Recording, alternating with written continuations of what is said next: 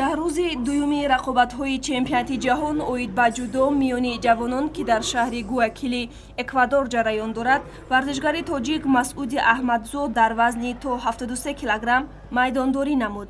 рақиби ӯ варзишгари мексикоӣ Ҳабиб Куэвас буд.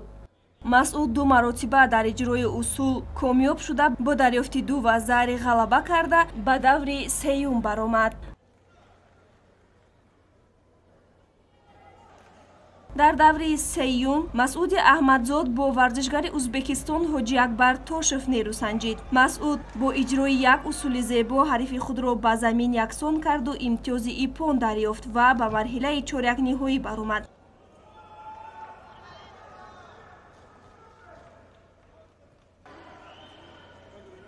дар даври чорякниҳоӣ Масъуд бо варзишгари гурҷӣ Коте Капанадзе майдондорӣ кард. ин нерӯсанҷӣ бисёр ҳассос ҷараён гирифт.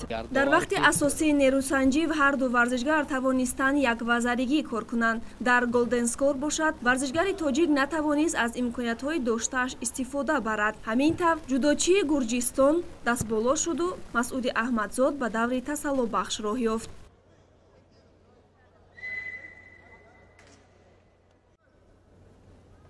дар сабқати тасаллубахш Масъуди Аҳмадзод аз варзишгари америкоӣ Ҷек Йонезука шикаст хӯрд. як вазари гирифтаи Йонезука тақдири рақобатро ҳал кард. ҳамин тариқ барои Масъуди Аҳмадзод чемпионати ҷаҳон хотима ёфт.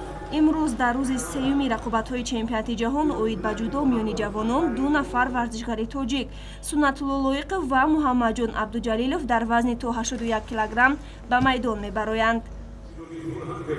Il club di Daniel, il club di Giorgia,